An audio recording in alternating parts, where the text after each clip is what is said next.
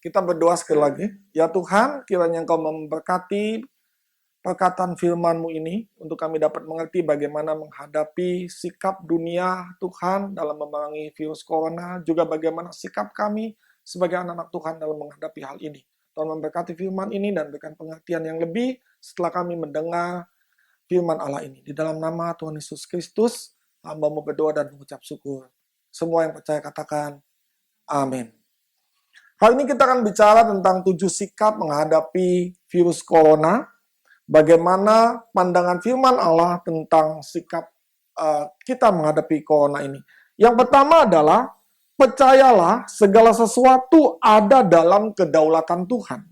Baik yang dulu, sekarang, sampai yang akan datang. Apapun yang terjadi di muka bumi ini, di dalam dunia ini, semua itu adalah dalam kontrolnya Allah. Termasuk juga untuk hidup saya, dan untuk hidup saudara. Saudara harus yakin akan hal ini, dan kalaupun virus ini menjelajah ke dunia, berbagai belahan dunia, tetap kedaulatan Allah adalah yang utama, dan itu harus kita yakini, kedaulatan Allah juga berlaku bagi hidup kita semua. Efesus pasal 1 ayatnya yang ke-11. Efesus pasal yang pertama ayatnya yang ke-11. Aku katakan di dalam Kristus, karena di dalam Dialah kami mendapat bagian yang dijanjikan. Kami yang dari semula ditentukan untuk menerima bagian itu, sesuai dengan maksud Allah yang di dalam segala sesuatu bekerja menurut keputusan kehendaknya. Jadi percayalah apapun yang ada di dunia ini, semua dalam kontrol dan kedaulatan Allah. Yang kedua, jangan takut. 2 Timotius pasal 1 ayat yang ke-7. 2 Timotius pasal 1 ayatnya yang ke-7. Perhatikan ayat ini baik-baik. Sebab Allah memberikan kepada kita bukan roh ketakutan, melainkan apa? Roh yang membangkitkan kekuatan, kasih, dan ketertiban. Jadi kalau kita melihat hal-hal dari media sosial, tiap hari beritanya lebih buruk, jangan itu membuat saudara takut. Takut keluar rumah, takut melakukan segala sesuatu bersembunyi. Sehingga orang yang kalau punya rasa takut, daya imunnya itu akan menjadi turun. Kekebalan tubuhnya kan menjadi turun, dia tidak dapat menangkal. Bukan virus corona, virus biasa pun akan menyebabkan dia menjadi takut. Tapi bangkitkan iman saudara. Alkitab berkata, hati yang gembira adalah obat yang manjur, tetapi semangat yang patah mengeringkan tulang. Bangkitkan kegembiraan saudara, jangan terlalu takut. Ya, tetap percaya bahwa Tuhan tidak pernah memberikan roh ketakutan dalam hidup kita. Yang ketiga, terus beriman dan berdoa. Mazmur 91 ayatnya yang ke-1 sampai yang ke-10. Mazmur 91 ayat yang ke-1 sampai yang ke-10. Terus beriman dan berdoa.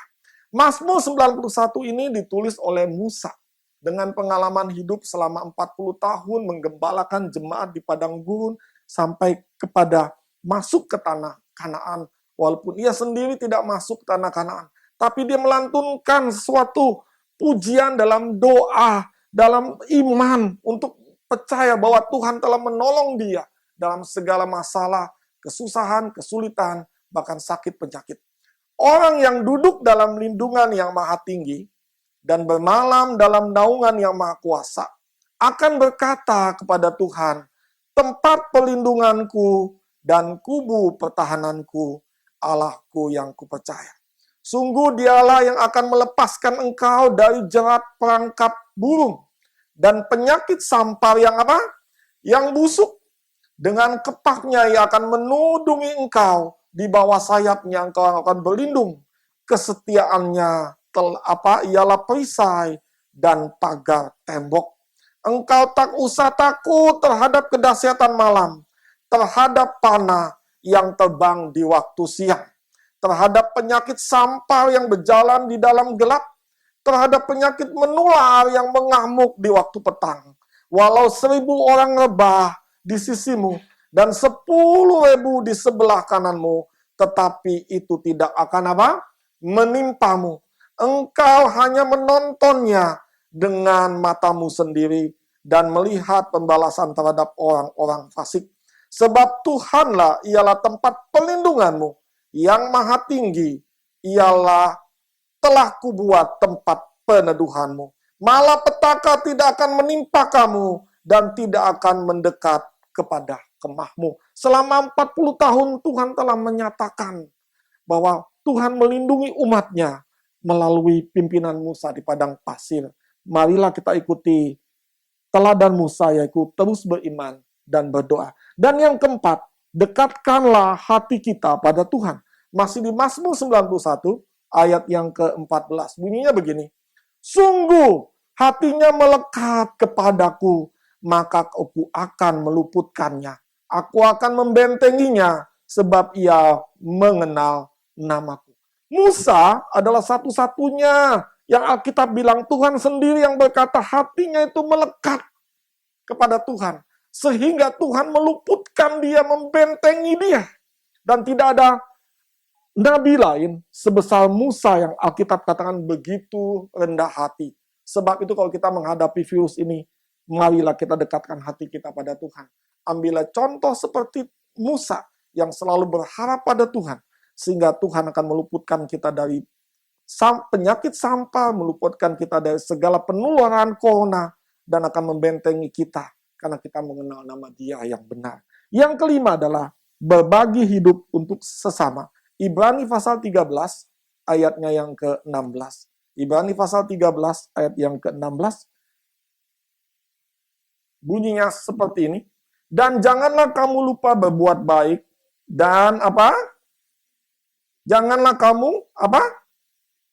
Memberi bantuan, sebab korban-korban yang demikianlah yang berkenan kepada Allah. Di situasi seperti ini jangan kita menjadi tamak. Kita mengumpulkan hand sanitizer atau obat-obatan imun sendiri, lalu membeli barang, memborong kemana-mana, menimbunnya di lemari es, di lemari sampai ke kamar dan sebagainya. Tidak. Kalau kita lihat tetangga kita tidak butuh punya sesuatu, kita wajib memberi kepada dia, memberikan kasih. Kalau kita beribadah, kita perlu sesuatu, kita memberikan hand sanitizer seperti tadi. Atau kelompok-kelompok tertentu yang kekurangan makan, kekurangan apa, itu saatnya kita harus membagi kepada orang-orang yang memerlukannya. Sudah setuju kan hal ini? Amin. Yang keenam adalah tetap tenangkan hati dan pikiran kita. Yohanes 14 ayat yang ke-27. Yohanes 14 ayatnya yang ke-27. Damai sejahtera ku tinggalkan bagimu. Damai sejahtera-Ku kuberikan kepadamu. Dan apa yang kuberikan tidak seperti yang diberikan oleh dunia kepadamu. Janganlah gelisah dan gentar hatimu. Tinggal tetap dalam tenang Allah, dalam ketenangan membuat hati dan pikiran kita menjadi tenang. Amin. Orang yang bisa berdoa adalah orang yang tenang hati. Ya, orang yang bisa menghadap Tuhan adalah orang yang pikirannya teduh di hadapan Tuhan. Sebab itu perbanyak sikap kita, tenangkan sikap kita, lebih banyak berdoa, lebih memohon kepada Tuhan, teduhkan pikiran kita. Jangan men-share hal-hal yang negatif, kematian di sana-sini, yang sebenarnya itu kebanyakan hoax. Tapi beritakanlah yang kesembuhan yang terjadi, sehingga iman orang dikuatkan. Orang menjadi sukacita, lalu daya tahan tubuh dia lebih meningkat, lebih baik. Ya. Jadi hidup kita ini harus lebih tenang daripada orang lain dalam menghadapi hal ini. Yang ketujuh adalah dalam segala sesuatu gunakanlah hikmat. Ini yang ketujuh, yang terakhir dalam Yakobus pasal yang pertama ayatnya yang kelima. Yakobus pasal yang pertama ayatnya yang kelima. Tetapi apabila di antara kamu ada yang kekurangan hikmat, hendaklah ia memintanya kepada Allah, yang memberikannya kepada semua orang dengan murah hati, dan dengan tidak membangkit-bangkitkan, maka hal itu akan diberikannya kepadanya. Hikmat dalam menangani hal ini, menghadapi hal ini adalah sangat penting. Ya. Tentu kita tidak akan memberi diri kita pergi ke tempat keramaian. Ya, kemarin di Lipo Cikarang ada launching waterfront. Orang begitu banyak berdesak-desakan hanya karena harganya didiskon habis-habisan. Ada orang Jepang, Korea banyak di situ ingin mengambil formulir. Jangan kita tertarikkan hal itu. Kalau kita pergi dirasakan harus memakai masker, ya kita pakai masker. Sebelum makan ya kita harus mencuci tangan dengan bersih. Ya, setelah makan pun cuci tangan dan jangan lupa berdoa untuk Tuhan menguduskan segala sesuatu. Gunakan hikmat kita untuk berlebih dalam menghadapi hal ini. Ya, kita masuk ke gereja seperti tadi tidak bersalaman, tidak masalah. Ya, gunakan segala sesuatu hikmat dalam hal ini dan mohon selalu Tuhan memberikan hikmat dalam hal ini. Dunia memang sedang digoncangkan, tetapi anak-anak Tuhan dia akan terbang seperti burung jawali. Khotbah saya kan singkat ini kan saya tutup dengan satu perumpamaan yang indah dari orang bangsa Inggris. Mereka mengatakan begini, "The smooth sea never met a skillful sailor." Apa artinya? Laut yang teduh tidak pernah menghasilkan pelaut yang tangguh. Ya. Laut yang teduh tidak pernah menghasilkan pelaut yang tangguh. Tetapi gelombang yang besar membuat seseorang menjadi pelaut yang tangguh. Apapun yang terjadi di muka bumi ini, percaya Tuhan sedang membentuk kita. Bukan menjadi pelaut yang biasa saja, tetapi pelaut yang mampu mengatasi segala persoalan dalam gelombang hidup di dunia. The smooth sea never met a skillful sailor. Saudara imani akan hal ini? Siapa yang menjadi pelaut yang tangguh? Amin. Boleh angkat tangannya? Amin. Kita akan melewati masa-masa sulit. Ya, hal ini dan kita berdoa supaya semua permasalahan corona dapat diatasi dengan baik. Kita tundukkan kepala, kita berdoa. Ya Tuhan, kembali kami datang kepadamu. Biarkan apa yang kami dengar boleh ya Tuhan kami praktekkan dalam hidup kami. Engkau melindungi anak, istri, keluarga kami.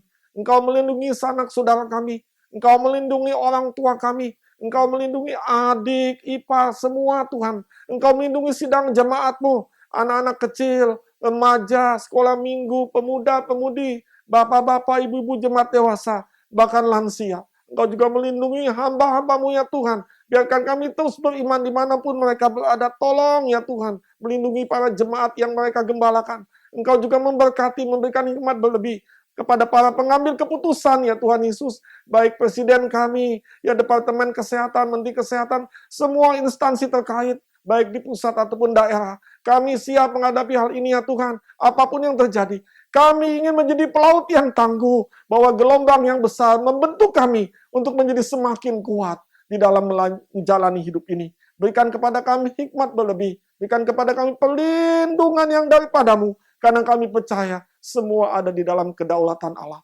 Terpuji namamu ya Tuhan, biarkan apa yang kami dengar boleh menjadi berkat dan kekuatan bagi kami semua. Di dalam nama Tuhan Yesus Kristus, kita semua berdoa dan mengucap syukur. Semua sidang jemaat berkata, amin. Tuhan Yesus memberkati kita semua.